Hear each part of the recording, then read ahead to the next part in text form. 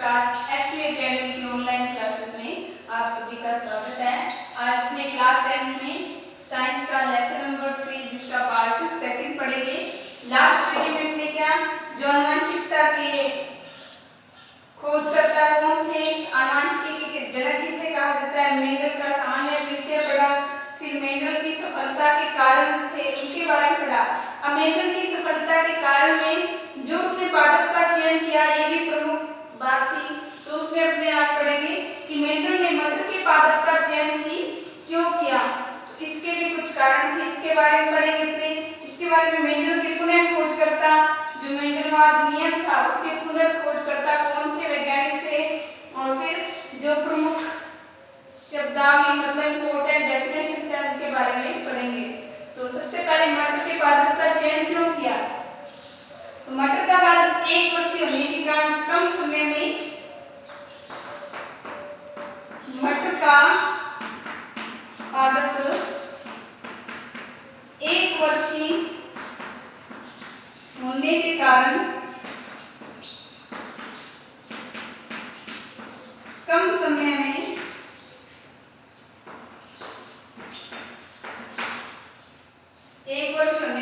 कम समय में अनेक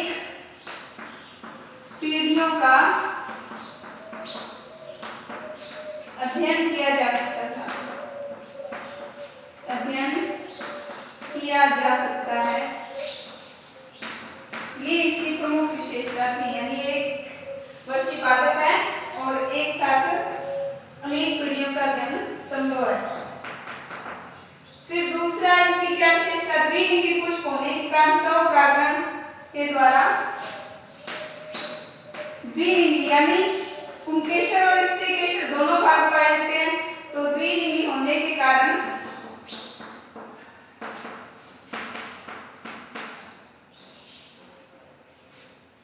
स्वपरागण के द्वारा समयुग्मजी पादप, स्वपरागण द्वारा समयुग्मजी पादप, समयुग्मजी पादप अथवा शुद्ध वंशक्रम सरलता से प्राप्त किया जा सकता है, अथवा शुद्ध वंशक्रम सरलता से प्राप्त किया जा सकता है, सरलता से प्राप्त किया जा सकता है।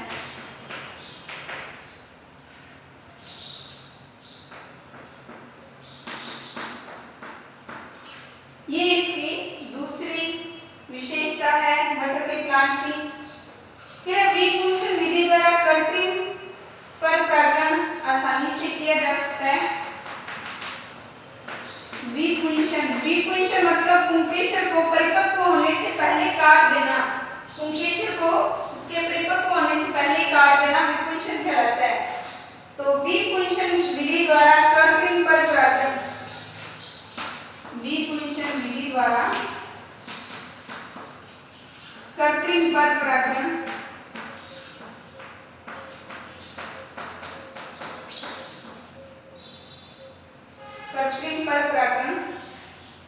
आसानी से किया जा सकता है, आसानी से किया जा सकता है।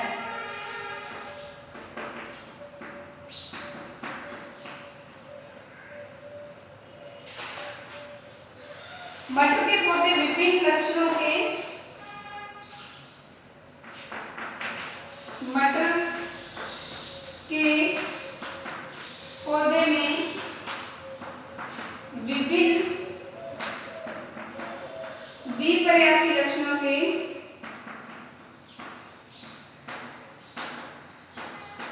विभिन्न विपर्यासी लक्षणों के जोड़े पाए जाते हैं।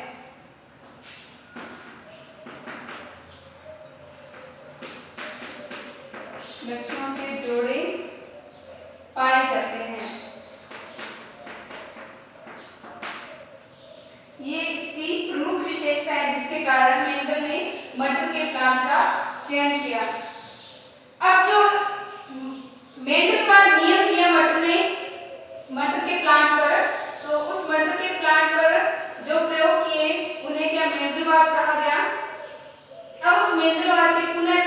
खोजकर्ता कौन कौन से थे? तो उन पुनः खोजकर्ताओं के नाम कौन कौन से हैं? मेंडलवाद के पुनर्खोजकर्ता या पुनर्खोज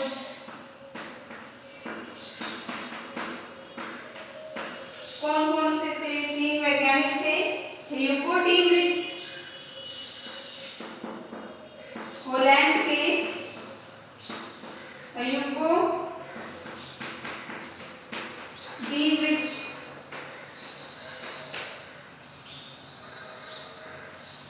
जर्मनी के कार्ल लॉरेंस,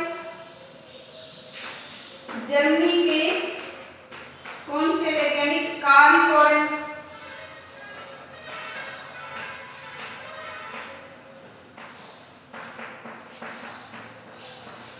ऑस्ट्रिया के एरिक वॉन शेरमैक, ऑस्ट्रिया के एरिक वॉन शेरमैक,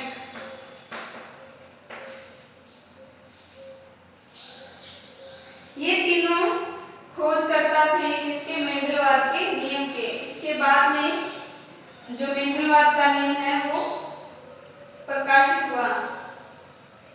तो इसके बाद इतने पढ़ते हैं जो प्रमुख इंपॉर्टेंट डेफिनेशन कौन कौन सी हैं जो आनुवंशिकता के नियमों में काम आने वाली है।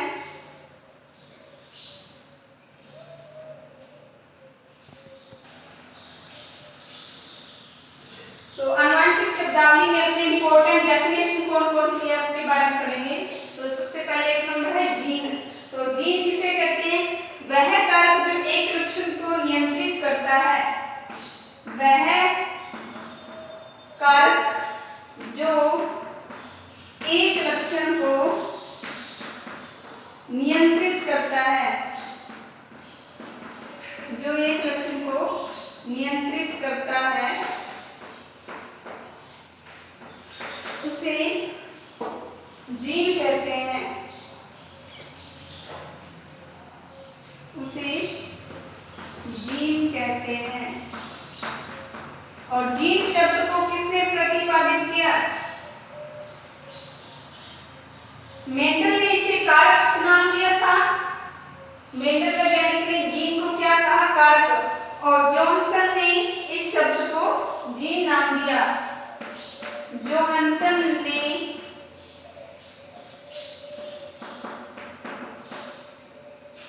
कारक को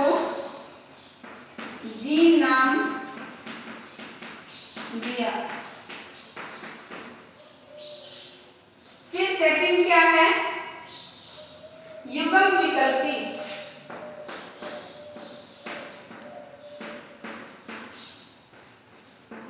तो युग्म विकल्पी किसे कहते हैं? किसी एक लक्षण को नियंत्रित करने वाले, किसी भी लक्षण को जो नियंत्रित करने वाले जीन होते हैं या युग्म विकल्पी होते हैं। युग्म के रूप में मतलब एक जोड़ा होना चाहिए जिसमें 2 जीन होते हैं।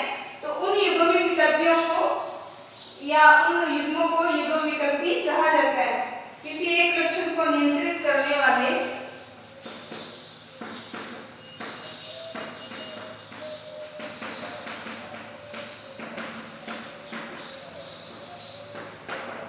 किसी एक लक्षण को नियंत्रित करने वाले जीन के 2 विप्रेयसी स्वरूप, नियंत्रित करने वाले जीन के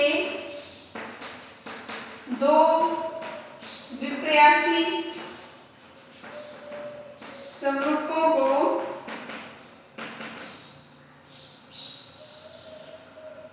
युग्म विकल्पी कहते हैं। तो युग्म विकल्पी कहते हैं।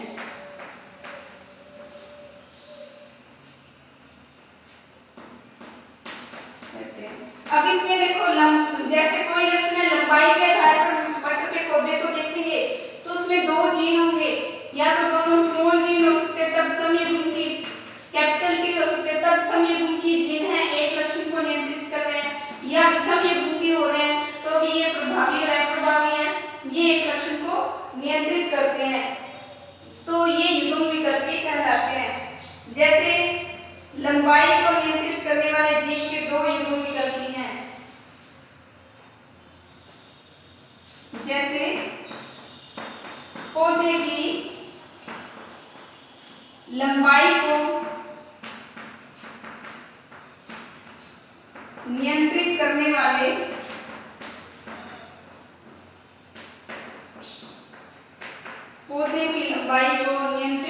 वाले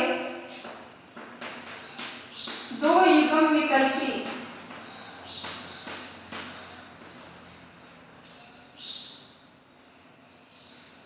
टी कैपिटल है तो लंबापन व स्मॉल टी है तो बोनापन,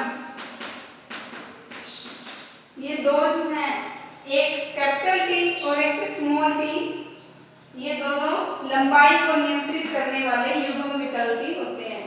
इसके बाद में थर्ड डेफिनेशन या शब्दावली कौन सी है? समयुग्मकी। समयुग्मकी तो समयुग्मकी किसे कहते हैं? किसी लक्षण को नियंत्रित करने वाले जीन के दोनों युग्म विकल्पी किसी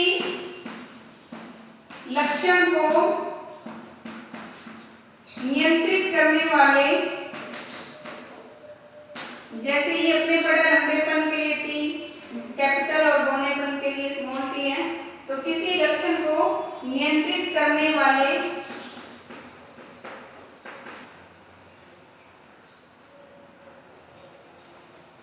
जीन के दोनों युग्म विकल्पी एक समान करने वाले जीन के दोनों युग्म विकल्पी एक समान हो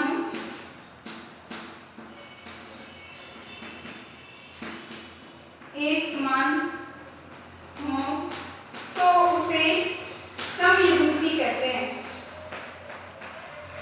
तो उसे समयुग्मकी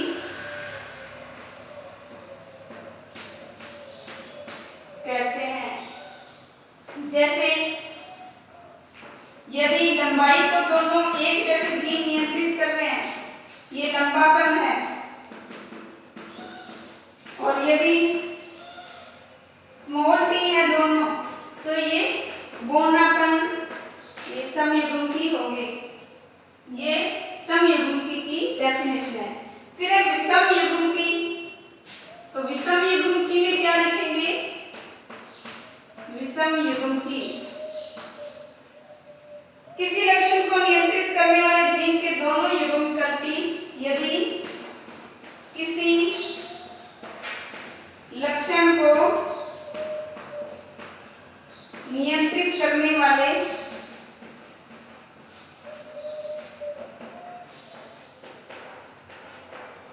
जीन के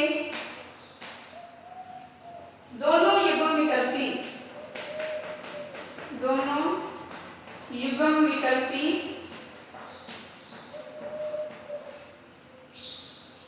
असमान हो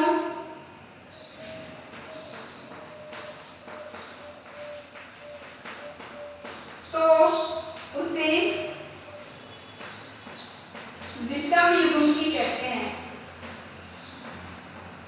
तो उसे विषमयुग्मकी कहते हैं। जैसे कैपिटल टी और स्मॉल टी, ये विषमयुग्मकी है। कौन सा? जैसे कैपिटल टी और स्मॉल टी, ये विषमयुग्मकी है। इसके बाद में लक्षण प्रारूप।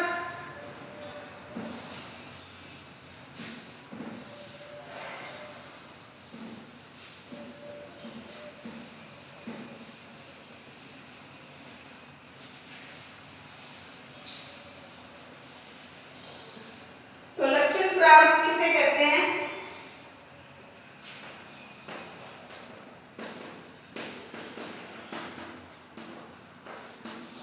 लक्षण प्रारूप के बारे में अपने नोट करेंगे। किसी जीव की बाह्य प्रतीति को लक्षण प्रारूप कहते हैं। किसी जीव की बाह्य प्रतीति, प्रतीत होना मतलब बाहर से दिखाई देना।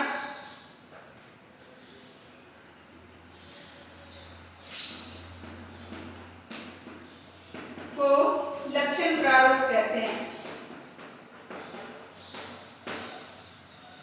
बाह्य प्रकृति को लक्षण प्रारूप कहते हैं।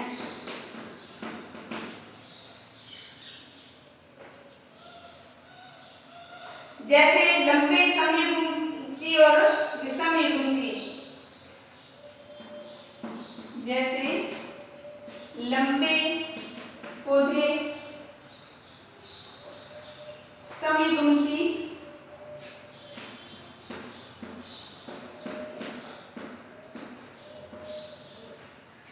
समयुग्मजी में दोनों कैपिटल व लंबे विषमयुग्मजी। लंबे समयुग्मजी या लंबे विषमयुग्मजी। तो विषमयुग्मजी में एक कैपिटल टी और एक स्मॉल टी आएगा। इसके बाद में जीन प्रारूप।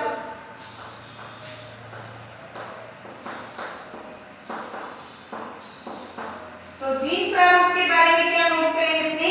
किसी सजीव की आनुवंशिक रचना को, किसी सजीव की आनुवंशिक रचना को,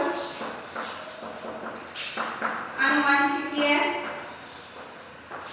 रचना को, किसी सजीव की आनुवंशिक रचना को जीन प्रारूप कहते हैं। जीन प्रारूप कहते हैं। जैसे शुद्ध लंबा या अशुद्ध लंबा। जैसे शुद्ध लंबा पौधा। शुद्ध लंबा कैसा होगा? समयुग्मजी। शुद्ध लंबा समयुग्मजी। तो समयुग्मजी में दोनों कैपिटल टी होंगे। दूसरा है अशुद्ध लंबा। तो अशुद्ध लंबा विषमयुग्मजी होगा। अशुद्ध लंबा विषमयुग्मजी। तो इसमें एक कैपिटल टी और एक स्मॉल टी। तो ये लक्षण प्रारूप में तो अपने सिर्फ लंबाई देखेंगे, उसमें ये नहीं होगा समयुग्मजी है या पौधा विषमयुग्मजी के आधार पर लंबा है। लेकिन जब जीन प्रारूप होते हैं तो उनके जीन को देखा जाता है कि उसमें जीन समयुग्मजी है या विषमयुग्मजी है। इसके बाद 7 नंबर है प्रभावी लक्षण। तो प्रभावी लक्षण में अपने नोट करेंगे वह लक्षण जो F1 पीढ़ी में अपने, वह लक्षण जो F1 पीढ़ी में, F1 पीढ़ी मतलब अगर लंबे पौधे और बौने पौधे का संकरण करवाते तो ये जनक पीढ़ी भी, जिनका संकरण करवाया वो जनक और जो इनके बाद में इनकी संतति उत्पन्न हुई ये कौन सी? F1 पीढ़ी। तो जब F1 पीढ़ी में वह लक्षण जो F1 पीढ़ी में अपने आप को अभिव्यक्त करता है, F1 पीढ़ी में अपने आप को अभिव्यक्त करता है, अभिव्यक्त करता है, उसे प्रभावी लक्षण कहते हैं। अब इसमें प्रभावी कौन सा होगा? जो मान लो ये टी कैपिटल है और ये स्मॉल टी, ये पौधा लंबा प्राप्त हुआ तो इसमें प्रभावी लक्षण कौन सा हुआ? प्रभावी हुआ कैपिटल टी, ये प्रभावी लक्षण है। और अप्रभावी स्मॉल टी, क्योंकि इसने अपना प्रभाव नहीं दिखा सका और इस पर किसने अपना प्रभाव दिखा दिया? लंबेपन ने। तो प्रभावी जो अपना प्रभाव F1 पीढ़ी में प्रदर्शित करता है। तो आज अपने इस वीडियो में इतना ही पढ़ेंगे और नेक्स्ट वीडियो में अपने जो कुछ और डेफिनेशंस है उनके बारे में पढ़ेंगे।